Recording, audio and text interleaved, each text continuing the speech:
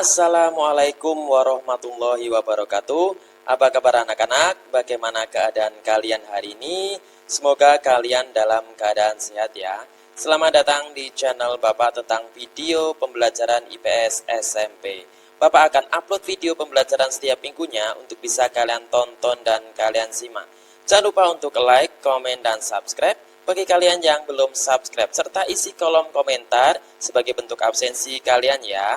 Sebelum memulai pembelajaran hari ini, biasakan kita untuk berdoa terlebih dahulu, agar apa yang kita kerjakan pada hari ini mendapatkan manfaat dan ridho dari Allah Subhanahu wa Ta'ala. Amin.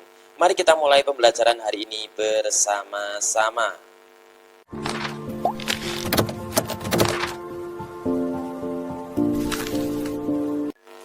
Materi 4, Ilmu Pengetahuan Sosial atau IPS, kelas 7 semester 1.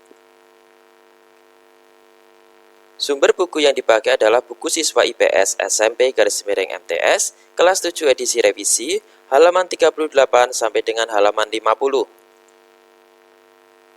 Tujuan pembelajaran. Setelah kegiatan pembelajaran dilaksanakan, peserta didik diharapkan dapat menjelaskan kondisi kependudukan di Indonesia. Bab 1, Manusia, Tempat, dan Lingkungan. Materi yang akan kita pelajari hari ini adalah dinamika kependudukan Indonesia, meliputi 1. Jumlah penduduk, 2. Persebaran penduduk, 3. Komposisi penduduk, 4. Pertumbuhan dan kualitas penduduk, dan yang kelima, keragaman etnik dan budaya. Dinamika kependudukan Indonesia. Indonesia adalah negara kepulauan dengan potensi sumber daya manusia yang sangat besar. Jumlah penduduk yang tinggal di Indonesia mencapai 256 juta jiwa. Jumlah penduduk tersebut merupakan hasil dari dinamika penduduk. Dinamika penduduk adalah perubahan jumlah penduduk pada suatu wilayah yang disebabkan oleh 3 faktor, yaitu kelahiran atau natalitas, kematian atau mortalitas, dan perpindahan atau migrasi. Jumlah penduduk.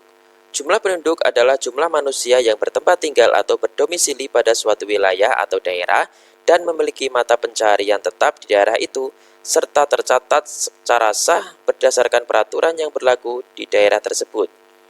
Data tentang kualitas dan kuantitas penduduk tersebut dapat diketahui melalui beberapa cara, di antaranya melalui metode sensus, registrasi, dan survei penduduk. Persebaran penduduk. Persebaran atau distribusi penduduk adalah bentuk penyebaran penduduk di suatu wilayah atau negara, apakah penduduk tersebut tersebar merata atau tidak. Persebaran penduduk dapat dikenali dari kepadatan penduduk. Kepadatan penduduk merupakan indikator adanya perbedaan sumber daya yang dimiliki suatu wilayah. Wilayah yang memiliki sumber daya yang lebih baik, baik sumber daya fisik maupun manusianya, akan cenderung dipadati penduduk. Kepadatan penduduk juga memberikan informasi kepada pemerintah tentang pemerataan pembangunan. Wilayah yang penduduknya jarang menunjukkan pembangunan belum merata ke berbagai wilayah. Ini adalah peta kepadatan penduduk Indonesia tahun 2020. Komposisi penduduk. Komposisi penduduk adalah pengelompokan penduduk berdasarkan usia atau umur, jenis kelamin, mata pencaharian, agama, bahasa, pendidikan, tempat tinggal, jenis pekerjaan, dan lain-lain. Komposisi penduduk diperlukan dalam suatu negara karena dapat dijadikan dasar pengambilan keputusan ataupun penentuan kebijakan dalam pelaksanaan pembangunan. Komposisi penduduk berdasarkan usia. Komposisi penduduk berdasarkan usia atau umur dapat dibuat dalam bentuk usia tunggal seperti 0, 1, 2, 3, 4 sampai 60 tahun atau lebih. Komposisi penduduk dapat juga dibuat berdasarkan interval usia tertentu seperti 0 sampai 5 tahun usia balita, 6 sampai 12 tahun usia SD, 13 sampai 15 tahun usia SMP, 16 sampai 18 tahun usia SMA, 19 sampai 24 tahun usia perguruan tinggi, 25 sampai 60 tahun usia dewasa, dan lebih dari 60 tahun usia lanjut. Selain itu, komposisi penduduk juga dapat dibuat berdasarkan usia produktif dan usia non-produktif. Misalnya, usia 0 sampai 14 tahun usia belum produktif, usia 15 sampai 64 tahun usia produktif, dan usia lebih dari 65 tahun termasuk tidak produktif. Komposisi penduduk berdasarkan jenis kelamin. Komposisi penduduk berdasarkan jenis kelamin juga penting untuk diketahui karena dapat digunakan dalam menghitung angka perbandingan jenis kelamin atau sex ratio. Perbandingan tersebut dapat digunakan untuk memperkirakan bentuk pemberdayaan penduduk sebagai sumber daya manusia sesuai dengan karakteristiknya, misalnya berkenaan dengan pekerjaan, tanggung jawab, serta bentuk pengembangan pendidikan dan pelatihan yang sesuai dengan potensi dan kemampuan penduduk. Pertumbuhan dan kualitas penduduk. Pertumbuhan penduduk adalah keseimbangan dinamis antara kekuatan yang menambah dan kekuatan yang mengurangi jumlah penduduk. Ada beberapa faktor yang mempengaruhi pertumbuhan penduduk, yaitu kelahiran, kematian, dan migrasi. Kelahiran dan kematian disebut faktor alami, sedangkan migrasi disebut faktor non-alami. Kelahiran bersifat menambah, sedangkan kematian bersifat mengurangi jumlah penduduk. Migrasi yang bersifat menambah disebut migrasi masuk atau imigrasi, sedangkan migrasi yang bersifat mengurangi disebut migrasi keluar atau emigrasi. Pertumbuhan penduduk yang cepat menyebabkan beberapa hal berikut ini. 1.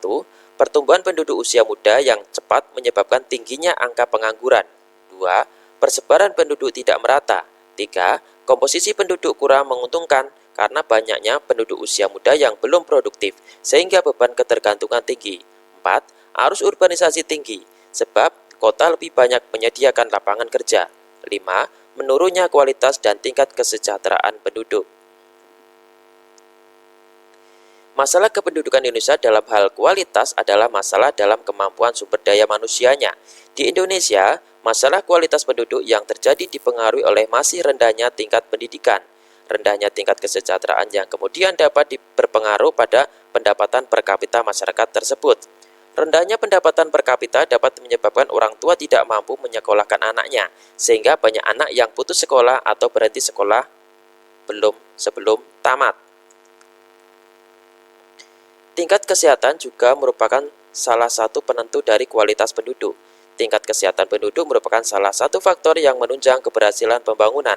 Tingkat kesehatan suatu negara dapat dilihat dari besarnya angka kematian bayi dan usia harapan hidup penduduknya. Hal ini terlihat dari tingginya angka kematian bayi dan angka harapan hidup yang lebih rendah dibanding dengan negara-negara maju.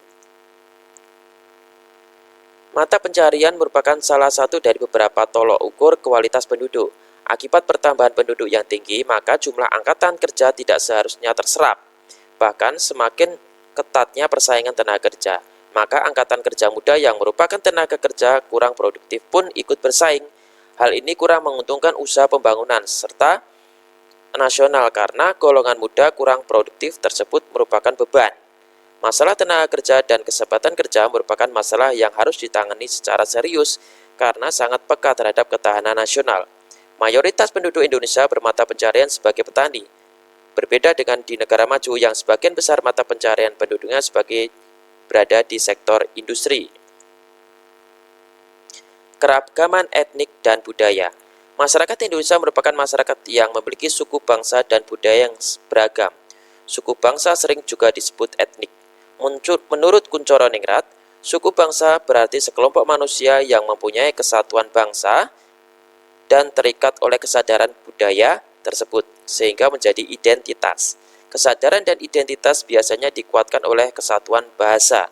Suku bangsa adalah gabungan sosial yang dibedakan dari golongan-golongan sosial, sebab mempunyai ciri-ciri paling mendasar dan umumnya berkaitan dengan asal-usul dan tempat asal serta kebudayaan. Ciri-ciri suku bangsa memiliki kesamaan kebudayaan, bahasa, adat istiadat, dan nenek moyang.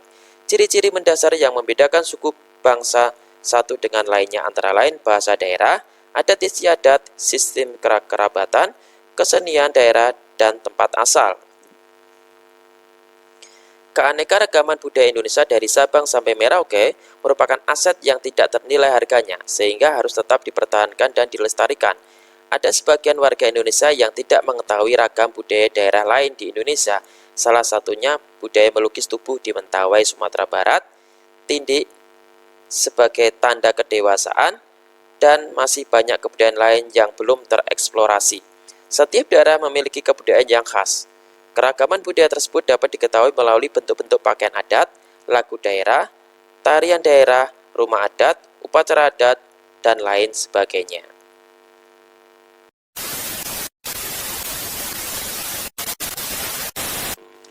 Demikian video materi pembelajaran IPS hari ini. Semoga bermanfaat. Tetap semangat, jaga kesehatan, tetap patuhi protokol kesehatan pencegahan COVID-19. Semoga kita dijauhkan dari segala macam penyakit dan kita berharap agar pandemi ini cepat berakhir sehingga kita bisa beraktivitas seperti biasa. Jangan lupa untuk like, komen, dan subscribe. Sampai bertemu lagi di video pembelajaran berikutnya. Terima kasih. Wassalamualaikum warahmatullahi wabarakatuh.